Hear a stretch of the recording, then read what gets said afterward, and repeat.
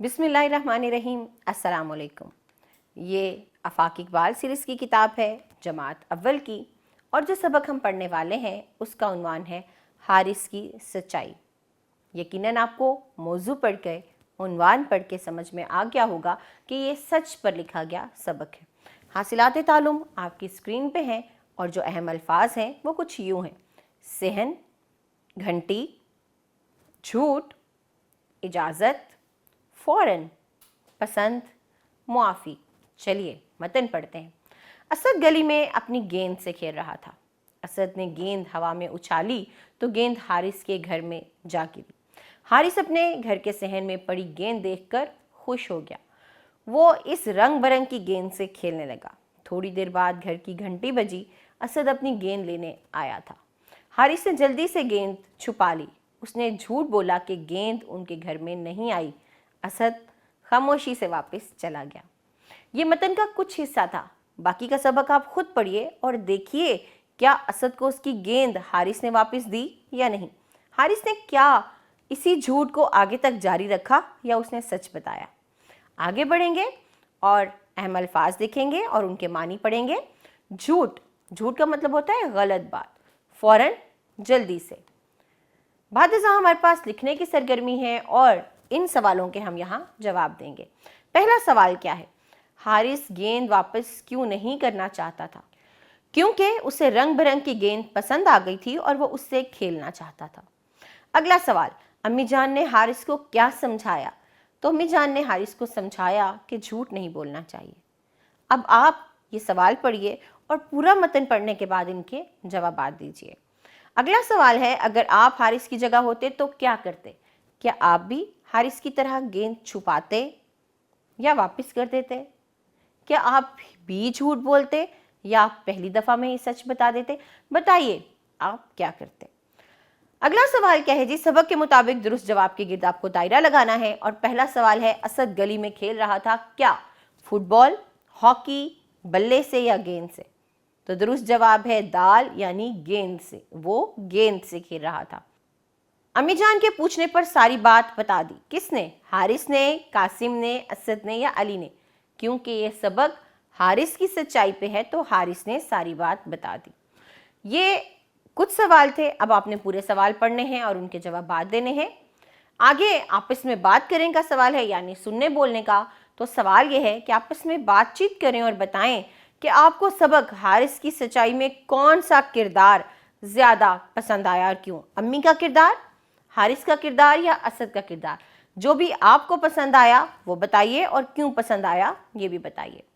अगला सवाल यह है कि आपस में बातचीत करें और बताएं कि नीचे दिए गए जुमलों में से कौन से ऐसे जुमले हैं जिनमें किसी काम करने का हुक्म दिया गया है और किन जुमलों में किसी काम के करने से मना किया गया है। तो जुमले पढ़ते हैं। लड़ाई झगड़ा मत करो। मत करो मतलब यहाँ पर हमें मना किया गया है। अगला जुमला, बड़ों का अदब करो, यहाँ एक हुक्म मौजूद है। झूठ मत बोलो, मना किया गया है। फूल मत तोड़ो, ये भी मना है। सलाम में पहल करो, ये हुक्म दिया गया है। और हमेशा सच बोलो, ये भी एक हुक्म है। अगली सरगर्मी कवायद की है और कवायद में ये एक इक्तबास आपके सामने मौजूद है। इस इक्तबास में आपने मुनासिब जगह पर अलामत वक्फा लगानी है। अलामत वक्फा को हम पहले भी पढ़ चुके हैं, यहाँ हम उसकी मश्क करेंगे। तो क्या है? हारिस सबकी आंखों का तारा है। वो माँ बाप और असातिज़ा का अदब करता है। वो रोज़ाना सुबह सवेरे बाग की सैर के लिए जाता है। हमेशा वक्त पर स्कूल पहुँचता है। वो जब भी किसी से मिलता है तो पहले सलाम करता है। सब लोग इससे खुश हैं। हारिस अपनी इन सब अच्छी बातों की वजह से सबको अच्छा लगता है। इबारत मैंने पढ़ी। अब आप ढूंढिए, सोचिए कि कहाँ पर हमने अलामत वक्फा लगानी है। सरगर्मी को मुकम्मल करते हुए आगे बढ़ेंगे। एक और सवाल करेंगे जो कि अलामात औकाफ से मुतल्लिक ही है। जैसे कि इन जुमलों में आपने सवालिया और सख्ता लगाना है। तो पहला जुमला क्या है? ये किताब किसकी है? किसकी है यानी कि ये एक सवालिया जुमला है। अगला जुमला है असद। यहाँ पर हम असद के बाद अलामत सख्ता लगाएंगे।